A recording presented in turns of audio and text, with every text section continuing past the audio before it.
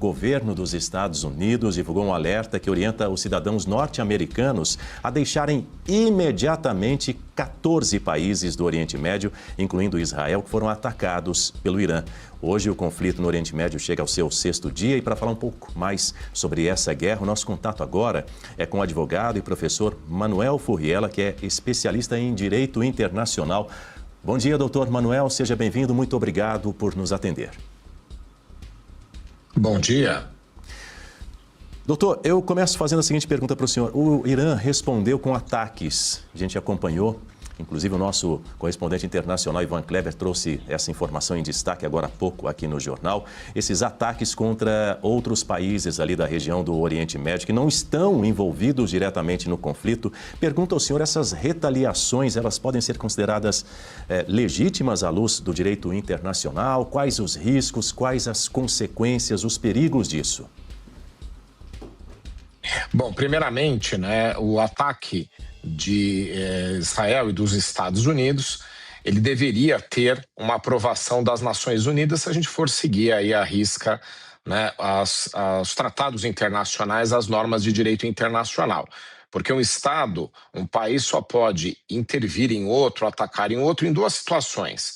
Ou quando é atacado, respondendo, ou propriamente, no caso aí do Irã, que é considerado um país, por conta do desenvolvimento do armamento nuclear, um país que coloca em risco a segurança internacional, então teria que haver isso. Mas Israel avoca o seu direito de responder aos ataques que foram acontecendo por parte do Irã durante esses anos todos. Então, a partir do momento que já existe isso, vendo agora o lado iraniano, a resposta que ele teria direito a dar teria que ser diretamente contra Estados Unidos e contra Israel. O ponto é que o Irã tem tomado atitudes que não são relacionadas a isso, ou seja, extrapolam esse direito. Então, fechar o Estreito de Hormuz, por onde transitam petroleiros que vêm de outros países da região, como a Arábia Saudita, Emirados Árabes Unidos, bombardear os mais variados países da região. Mísseis chegaram a atingir Dubai, chegaram a atingir cidades e estados que não fazem parte destes dois com os quais o Irã está em confronto. Isso é completamente ilegítimo, porque eles não são parte diretamente envolvida. Então, mesmo o Irã estando numa situação onde ele não consegue ou não tem força para dar resposta a quem o ataca, isso não justifica que ele ataque eles. Então, não há legitimidade, é inaceitável.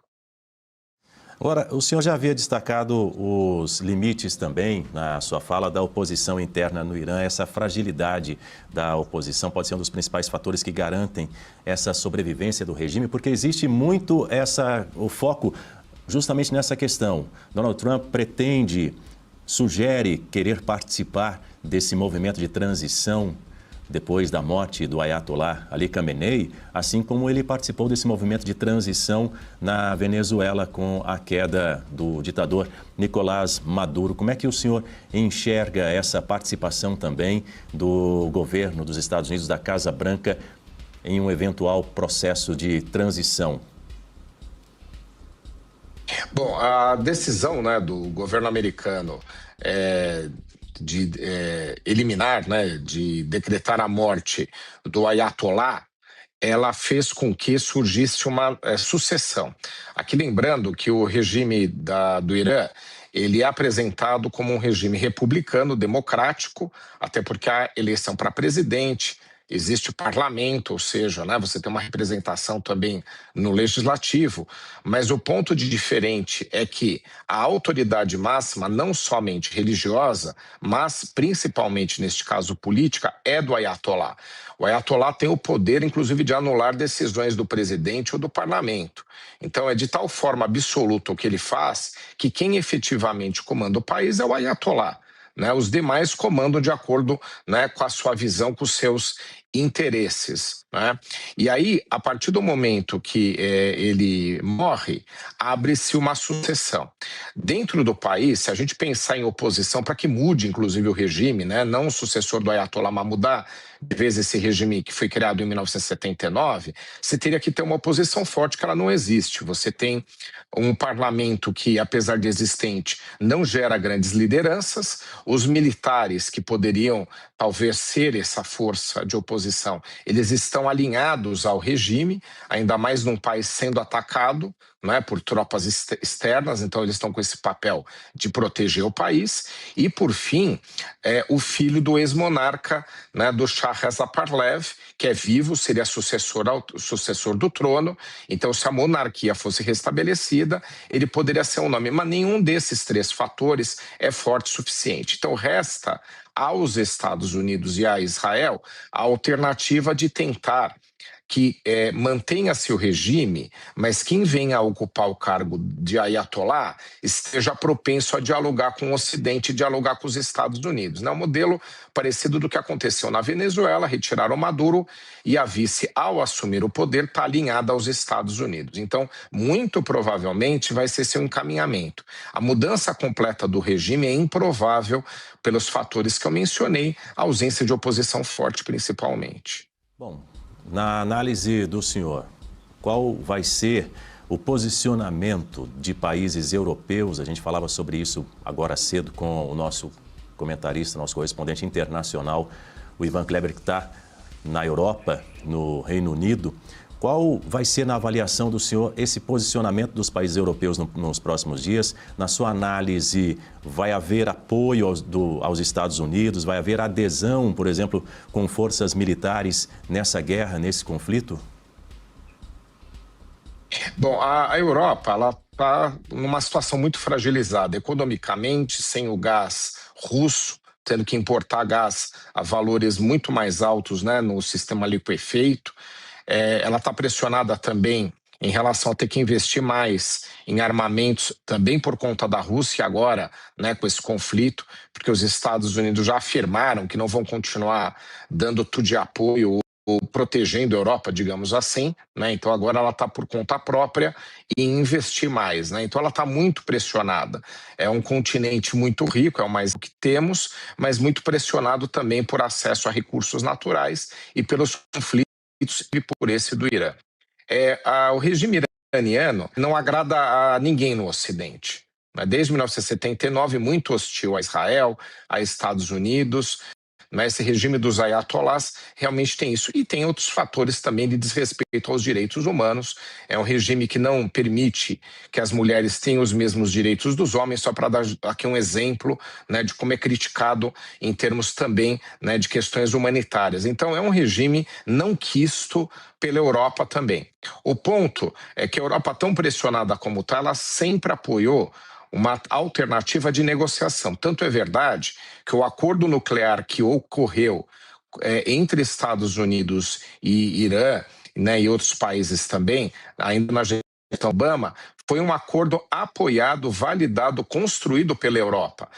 Então ela sempre busca essa alternativa. O ponto é que a gestão Trump abandonou esse projeto e decidiu pela intervenção, conforme a gente está acompanhando. Então agora, ou ela embarca junto nesse tipo de projeto, né? Ou, se ela ficar neutra, ela pode ser omissa e também sofrer consequências. Então a Europa está numa trajetória dividida, na verdade, né? Você tem a Alemanha, que tende, né, a apoiar o governo, a intervenção de Trump, né, não no sentido de apoiar antes de acontecer, mas agora que está acontecendo, embarcar nesse projeto. A Grã-Bretanha também tende a isso, mas existe oposição principalmente da Espanha.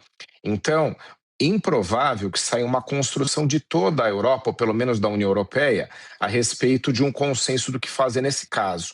O que a gente vai encontrar, muito provavelmente é apoios e discordâncias dependendo do país. Então, não algo uniforme na Europa toda, mas sim país a país. Então, provavelmente é nesse caminho que vai, mas, na verdade, todos torcem para que um novo governo iraniano, né, seja mais a favor de diálogo, né, esse consensual. O que não há é em apoiar ou não a intervenção americana, a intervenção militar.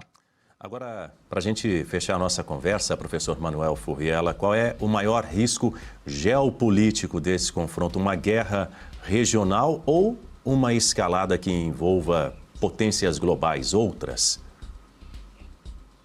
É improvável que haja envolvimento de potências. Mesmo o Irã tendo o apoio da China e principalmente da Rússia, né, se a gente quiser amealhar quais são as potências em oposição aos Estados Unidos, mesmo assim, a Rússia não vai entrar a seu favor. Seja porque ela está com o seu próprio conflito, com as suas energias e recursos voltados aí para o conflito que está com a Ucrânia, seja porque ela quer deixar muito claro que ela tem uma tendência, né, a Rússia quer retomar o seu protagonismo internacional, mas em outras regiões do planeta, principalmente no leste europeu. Então, muito provavelmente, ela não vai dar nenhum apoio além da crítica ou das críticas que fez, né, aos ataques americanos e israelenses. Deve ficar só mesmo na questão retórica, na questão de discurso. A China, idem, mas a China por um outro motivo. A China não quer ainda ser aquela potência que interfere em questões globais. Ela está muito mais ligada a interesses econômicos, então ela é muito abastecida pelo petróleo iraniano, mas ela entende que se ela continuar sendo abastecida, né, por esse petróleo em outros tipos de governo, mesmo que apoiado pelos Estados Unidos, é o que interessa. Entrar diretamente num conflito não é o foco que a China tem, né, em relação a conflitos internacionais. O foco dela é em retomar Taiwan e ela não se vê como uma potência global com esse papel. Em algum momento isso pode até acontecer no futuro, mas não é agora. Então aí acabam as potências, o envolvimento de potências, né? Isso tranquiliza um pouco o mundo, mas não em termos regionais.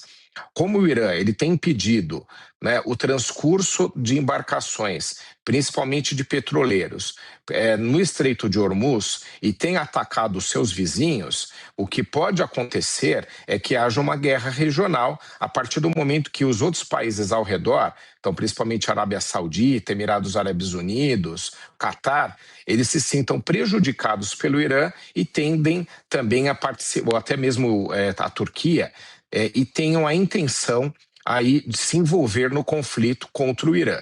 Né? A favor do Irã ninguém, contra talvez esses. Não envolvendo grandes potências globais, mas talvez regional. Tudo depende do futuro do novo governo iraniano ou da imposição dos Estados Unidos na liberação, principalmente do trânsito no Estreito de Hormuz e na proteção dos países da região. Nós conversamos com o professor Manuel Furriela aqui no Jornal da Oeste, primeira edição. Professor, muito obrigado pela sua participação, pelos esclarecimentos. Um bom dia para o senhor e até uma próxima oportunidade. A sua segunda participação aqui no Jornal da Oeste, primeira edição. Volte sempre e que seja em breve. Obrigado, um bom final de semana.